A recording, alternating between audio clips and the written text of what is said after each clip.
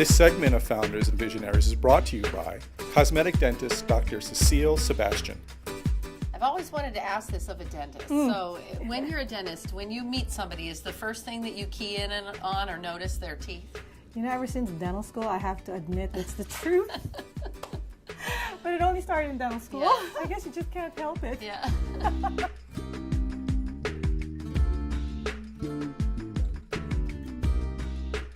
Now, what do you think it was that your parents instilled in you that got you to where you are today? I always feel like I owe everything to my father because he's the one that kind of pushed me when I had doubts about which way to go in college. So I pretty much owe everything to him because that's where I met my husband in dental school, who's from Hawaii. My classmates all used to say I don't want to come out as Cecile's child because I worked 3 jobs in dental school. In addition to being a successful dentist, you're also a very active mom. What's your home life like, and how do you balance all of this? You need a great husband. I'm sorry. That's the only key. A great husband and great in-laws who live 2 miles away. Tell me about your practice. We do a lot more of preventive dentistry and even more complex and advanced procedures. One of the things we all enjoy doing, because patients really love the end result, are dental implants. To me, dental implants are one of the dentistry's greatest contribution to mankind. And dental implants can feel very much like their natural teeth. And psychologically, it just feels much better to have your teeth back rather than having had lost it. For seniors, can this be an alternative to dentures? That's precisely how it actually got developed. Because dentures are a very difficult prosthesis to wear in the mouth. So implants were actually developed also to hold dentures in place. 2, 3, or 4 implants, and more certainly, can be placed into the jawbone that actually the denture is attached to.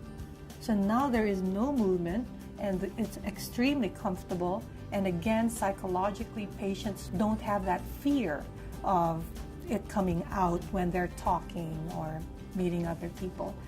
And you were mentioning some other unique specialties that you have here at the office, too. Yes, when we do our dental implant surgeries, we have what's called a dental CAT scan. And what it is it allows us to view our patients in 3 dimensions. We can actually see the height and the width of the bone onto which we'll be placing the implants. And on top of that, we have special planning software which allows us to integrate both technologies to plan the surgeries in advance. We actually do the mock surgery on a computer before we do it on a patient. And from that mock surgery on the computer, we can then fabricate something called a surgical guide.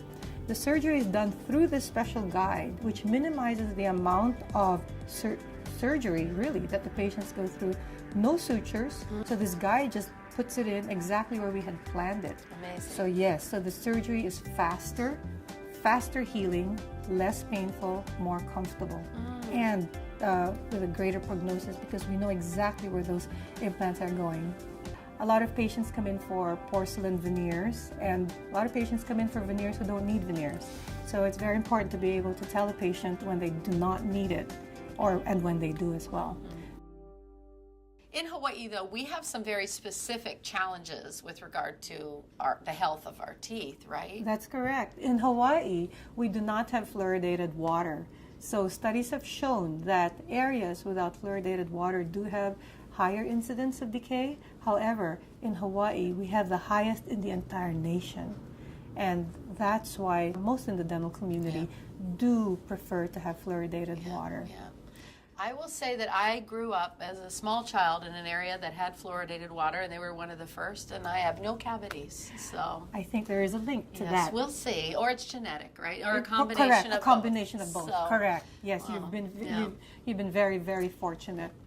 thanks, Mom and Dad. What are some advice that you want to give to parents out there to get their kids on the right path with their dental care? Number one, it should start with pregnant women. I think pregnant mothers should already be informed that babies should never, ever, ever be put to sleep with a milk bottle. Leaving milk in the bottle with the baby overnight will allow the milk to pool, but that can turn into sugar that can rot the teeth down.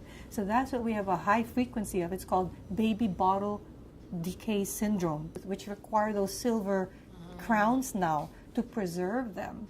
You also do lecturing in the community, and there's one topic you're very passionate about. Yes. Oh, this is so important. Yeah, no problem. Research has found that gum disease and heart disease have a genetic link. So a lot of patients with gum disease have heart disease and vice versa.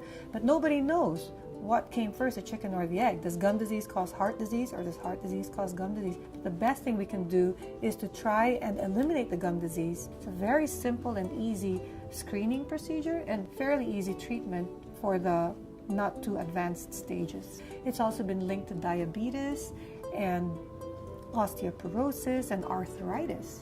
Even after all these years, you seem pretty excited about what you do. What is it that you love about being a dentist? I guess sharing the information. I enjoy speaking with other dentists because I know it's very satisfying for us and for my entire team. They just love learning together. So we also invite a lot of dentists to come in here and learn from our cases and hopefully inspire them to do it in their offices and get the education as well. What do you hope your patients take away from an experience here? I hope that the education that we provide them sends them home with an encouragement that their mouths can get better, look better, feel better, and know how to take care of it. When we have new patients, before we even touch anything in their mouth, after the examination and x-rays and necessary pictures, we sit down with them for an hour and educate them on what we found. And we give them all different ways of getting their mouths healthy. I always tell them there's many ways. And you were saying becoming a dentist, really, it's like you're an artist and a carpenter. It's more than what you would think, right? That's right, correct. Dentistry is both an art and a science. So I tell a lot of my patients that I think a lot of us dentists are frustrated artists. When we design teeth, when we design crowns, a lot of that, we have to know a lot about artistry, really, for the teeth. And we have to be able to match it to faces, match it to personalities, color, and then that has to be applied technologically and with engineering concepts in our mind. We then have to prepare teeth to accept this beautiful artwork that we've created on the computer. And then it has to be manufactured, and there's the technology. So that's what makes it exciting, and that's what makes it fun. Even for patients, they love to watch the process. They've never been so involved. Where do you want to be in another 5 or 10 years? What do you want to be doing? Hopefully mentoring more dentists, but I really, my dream, and my husband knows this, is to hopefully spend more time at more like clinics for the homeless and Aloha Medical Mission. That's my goal in life, but eventually spend more time doing more work at the less fortunate. That's my true goal.